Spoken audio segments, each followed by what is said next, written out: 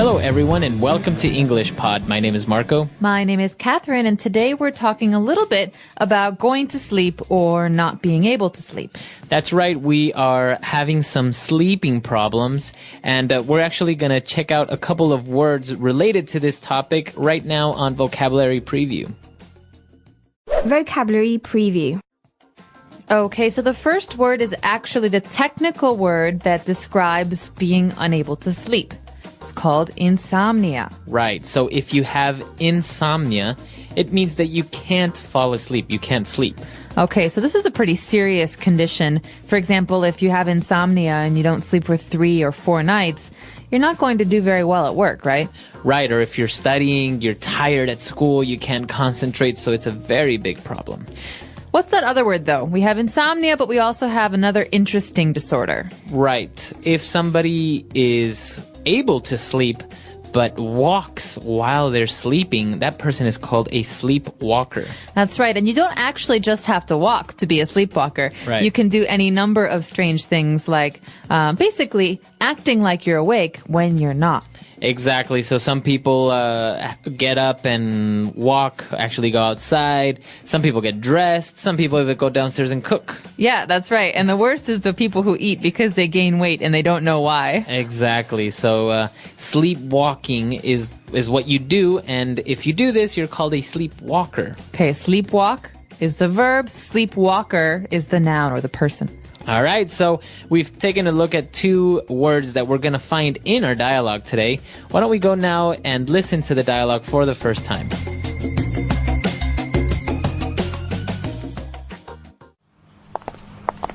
Alex, what's up with you? You look dreadful. Hey, Jill. I don't know. I've been having trouble sleeping these past few weeks. I usually lie in bed for hours trying to get to sleep. I've tried stretching and different breathing techniques before going to bed. I've tried eating and not eating different foods. I've even tried counting sheep. And then, when I finally get to sleep, I have these really disturbing nightmares. So I usually wake up in a panic and more tired than before I went to sleep. Wow. Maybe you should get that checked out. Maybe you're stressed? Just take some sedatives. Works for me. Every so often, having some melatonin on hand helps me when I have trouble sleeping. It works on all kinds of sleeping disorders. It's the stuff pilots use to regulate their sleeping patterns. I heard of that. But does that apply to Alex's situation? Yeah, sure. Why not? Sounds like he only has transient insomnia since it's a recent thing, so taking melatonin should do the trick. But shouldn't he be looking into why it's been happening? Well, aren't you the little psychologist? Our buddy's having trouble sleeping. It's easy and curable. It's not something freakish like if he was a sleepwalker. Well, there's that, too.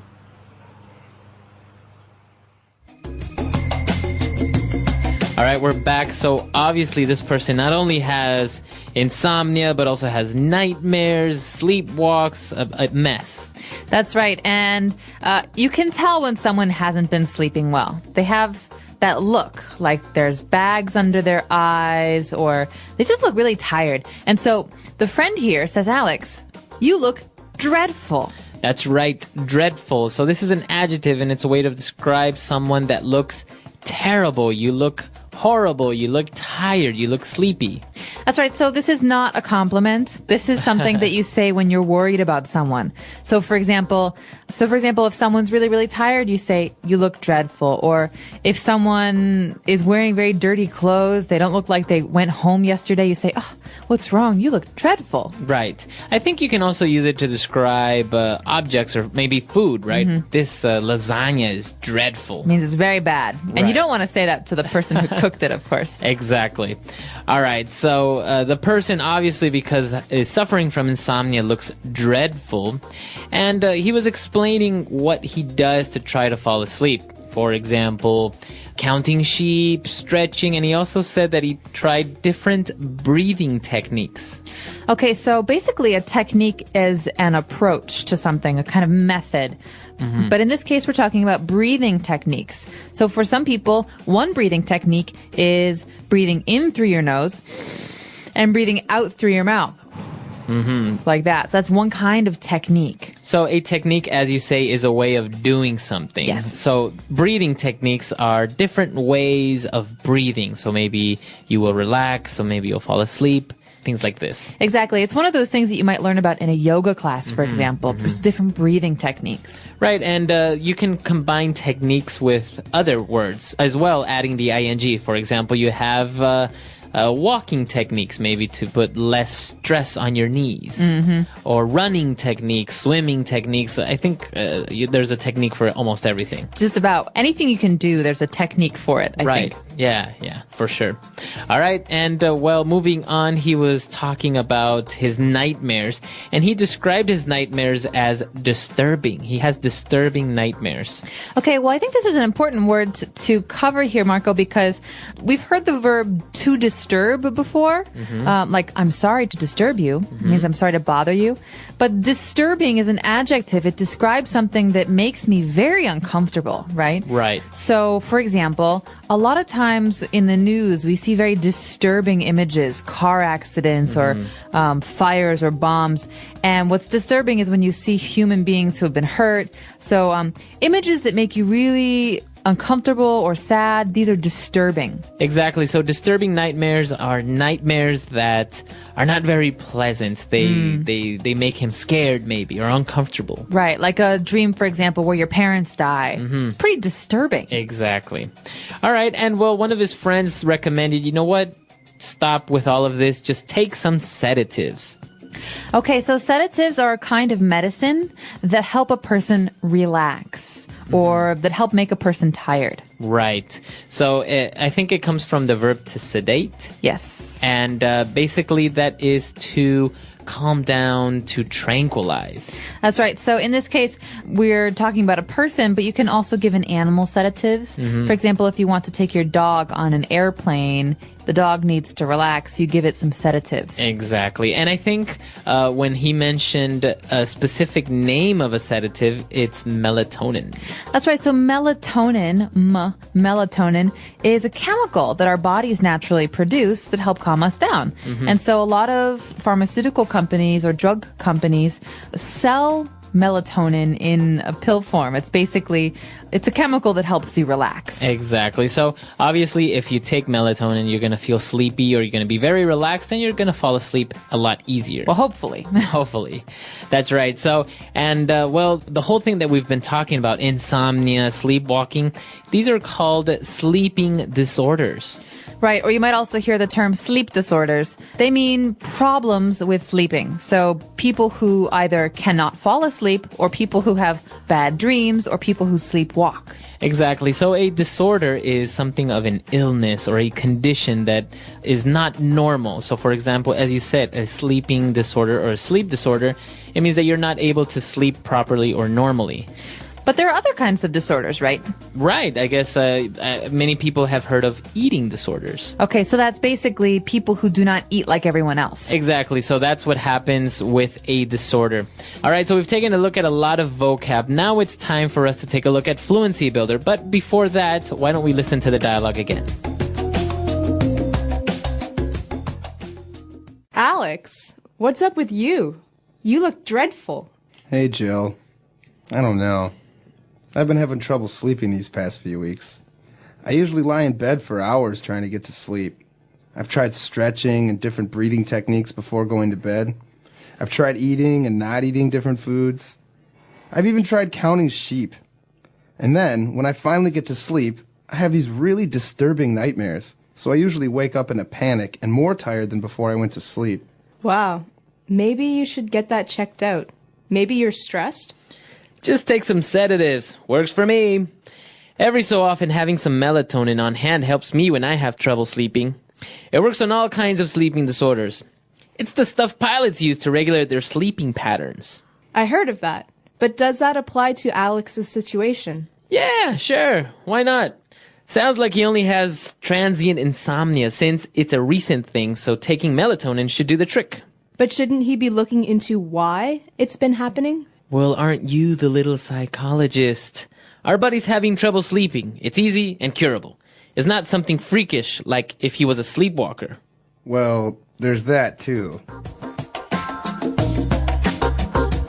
All right, we're back. So now we have 3 main phrases for Fluency Builder. Why don't we start with the first one? Okay, so you heard in today's dialogue an interesting phrase. I don't know if it exists in other languages, but in English we say when you're trying to fall asleep, there's a good technique to help you do so. You count sheep.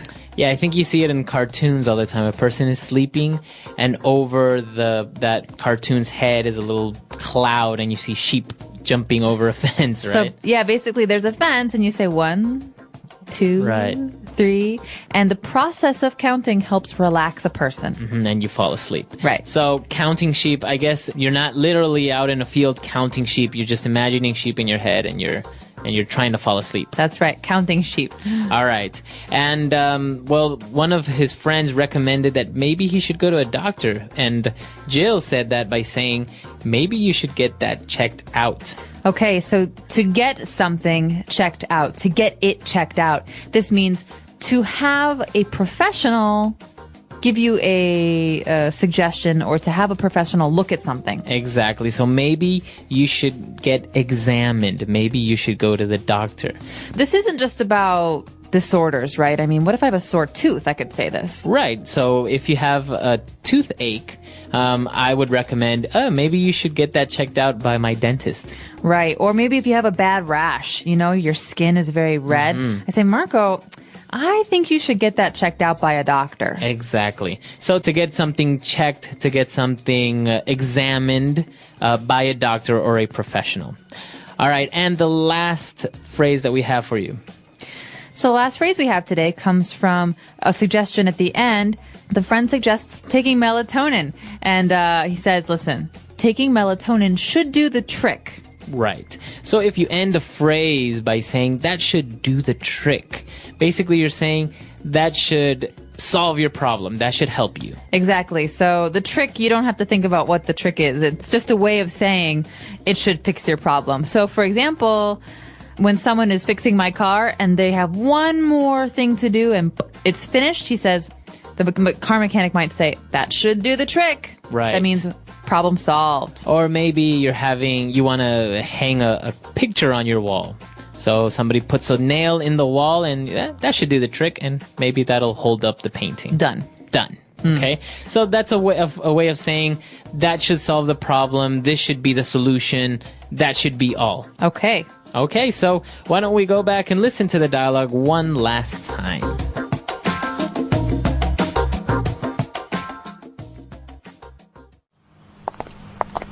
Alex, what's up with you? You look dreadful. Hey, Jill. I don't know. I've been having trouble sleeping these past few weeks. I usually lie in bed for hours trying to get to sleep. I've tried stretching and different breathing techniques before going to bed. I've tried eating and not eating different foods. I've even tried counting sheep. And then, when I finally get to sleep, I have these really disturbing nightmares. So I usually wake up in a panic and more tired than before I went to sleep. Wow. Maybe you should get that checked out. Maybe you're stressed? Just take some sedatives. Works for me. Every so often, having some melatonin on hand helps me when I have trouble sleeping. It works on all kinds of sleeping disorders. It's the stuff pilots use to regulate their sleeping patterns. I heard of that. But does that apply to Alex's situation? Yeah, sure. Why not? Sounds like he only has transient insomnia since it's a recent thing, so taking melatonin should do the trick. But shouldn't he be looking into why it's been happening? Well, aren't you the little psychologist? Our buddy's having trouble sleeping. It's easy and curable.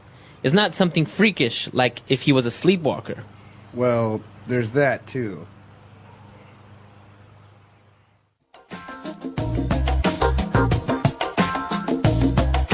All right, we're back. So talking about dreaming, nightmares, insomnia, all of this, what do you do if you can't fall asleep? I don't really have this problem personally because fall asleep anywhere. I could fall asleep anywhere, anytime. I've heard some people take like warm milk before going to sleep. Yes, some people take milk, although I also heard that dairy products before bedtime can make you have nightmares. Oh, really? If you eat cheese before bed. I've heard that as well. I've heard that if you have seafood before bed, you'll have nightmares as well. But actually, have you ever had a dream when you are doing something and you wake up in the middle of that? Yes. I remember once I was dreaming, I was drinking a soda. And all of a sudden I woke up and I had my hand like in the air, like doing the action of me actually drinking the soda. Actually, sometimes this happens to me when I'm falling asleep. I imagine I'm on a bike or something, and I start to feel myself moving my legs. And I wake up and I'm like, wait, what am I doing? So the brain is very strange, I think, especially in those times when you're kind of asleep and you're kind of awake. Also, when you wake up suddenly, I don't know if other people have experienced this, but you feel like you're falling or something. Yep. All of a sudden, you just wake up like with a shake. Yeah, your body moves. Yeah, it's really very scary. Your heart starts to beat. I don't know why that happens, though. It's unusual. Well, we're curious to know what your sleep habits are. Do you have a hard time sleeping, or are you like me? It's very easy for you to fall asleep. The English Pod Audio Review. Man, let me tell you something. This story kicks off on a hot Saturday afternoon in Eastwood where the sun was hitting the pavement so hard it felt like the whole block was cooking. Folks were out on their porches, music bumping, kids running around, and the air smelling like somebody's uncle already fired up the grill even though it wasn't even noon yet. Right in the middle of all that, we got Dre. Everybody in the neighborhood knew Dre. Not because he was loud or wild, because he was that dude who always kept it real. Cool with everybody, never caused trouble, always sliding through with a smile like he had life all figured out. Even though the truth was, he was trying to figure things out just like the rest of us. That day, Dre was walking down the street with his headphones on, nodding like he was in his own little world. He had on his favorite red hoodie, a beat-up backpack, and that determined look he got whenever he was cooking up a plan. See, Dre had been talking for weeks about starting something big, a project, a hustle, something that would finally get him off the block and into a better life. But Dre was always talking, always dreaming. Nobody ever knew if he was actually gonna make something happen or just keep saying one day. He turned the corner and saw his boy Malik sitting on his car, leaning back like he owned the whole street. Malik looked up and laughed. "Bruh, you look like you fighting the whole world in your head," he said. Dre pulled his headphones off. "Man, I'm grinding. I got things to do today." Malik smirked. "You always say that. You trying to level up or you just talking again?" Dre didn't even get mad. He just brushed him off like dust. "Watch me. Today's different." But before Dre could even explain, a loud shout came from across the street. Miss Carla, the neighborhood's unofficial auntie, was standing on her porch yelling, "Dre, baby, come here a second. I need your help with something." Malik laughed. "Ain't no escape now, bro. You better go see what she want before she starts telling everybody you acting brand new." Dre sighed, shook his head, and crossed the street, not knowing that what Miss Carla was about to say would flip his whole day upside down. Dre stepped up onto Miss Carla's porch, and before he could even say what's up, she pushed a dusty shoebox into his hands. "Baby, open it," she said, looking around like she was guarding a secret. Dre cracked it open and froze. Inside was a stack of old photos, a couple letters, and a chain with a small gold key hanging off it. "What is all this?" he asked.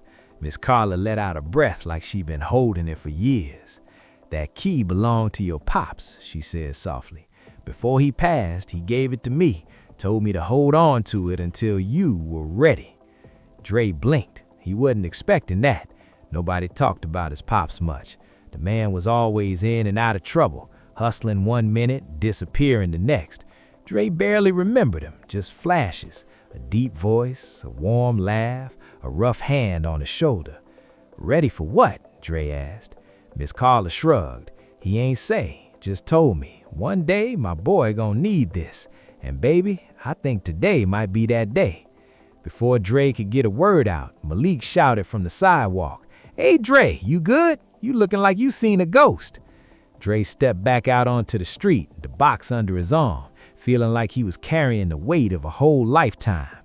"Bruh," he said quietly to Malik, "I think my pops left me something important." Malik raised an eyebrow. "You serious? Like treasure? Money? What we talking?" "I don't know, but this key, it gotta mean something." Malik nodded slow. "All right then, let's ride. If your pops left clues or whatever, we'll find them, no cap." They jumped into Malik's old black Honda that made a weird rattling noise every time it hit a bump. Dre was holding the key in his palm, staring at it like it might talk. Yo, you good? You quiet? I'm thinking, man, what if this is my shot? Like real talk. What if this is the moment I finally get out of here? Malik smirked. Then buckle up, bro, 'cause we riding till the wheels fall off. They drove to the edge of the neighborhood to an old storage facility that used to be run by Dre's pop's cousin. The place looked beat up, half the lights were flickering, and the front sign was missing letters, so it just said Torgut Uni. Dre held up the key. If this fits something in here, then my life about to get real interesting. Malik cracked his knuckles. All right then, let's see what's behind door number Destiny. Dre slid the key into the old metal locker, and for a second, nothing happened. Then, click. The door swung open slow, like it was exhaling after years of holding secrets. Inside wasn't money, wasn't gold, wasn't anything flashy. It was a small leather notebook, beat up and taped together. Dre grabbed it, flipped through the pages, and his heart hit different. It was his pop's handwriting, notes, sketches, dreams, ideas, everything the man never got to finish. Malik leaned in. Yo, this ain't no regular notebook. This like a blueprint. Dre nodded. A blueprint for a life he wanted me to live or build. Inside the back cover was one last message. Son, don't follow my steps. Start where I stopped. This world big enough for you to win. Dre closed the notebook slowly. All right then, he whispered. Say less. I'm taking it from here. Malik smirked. So what now? Dre stepped out of the storage unit, sunlight hitting his face. Now, we level up. For real this time. And just like that, the two of them walked back to the car. No cap, no fear, ready to ride till the wheels fell off. Now let's take a closer look to the common idioms and words from the story. Keep it real. Be honest and be yourself. Don't pretend or fake anything. Example, Dre always kept it real with everyone. Cooking up a plan. Thinking hard about a new idea or plan. Example, he looked like he was cooking up a plan. Grinding, working very hard and pushing yourself. Example, man, I'm grinding. I got things to do. Level up, improve yourself or move to a higher level in life. Example, you trying to level up or just talking? Acting brand new.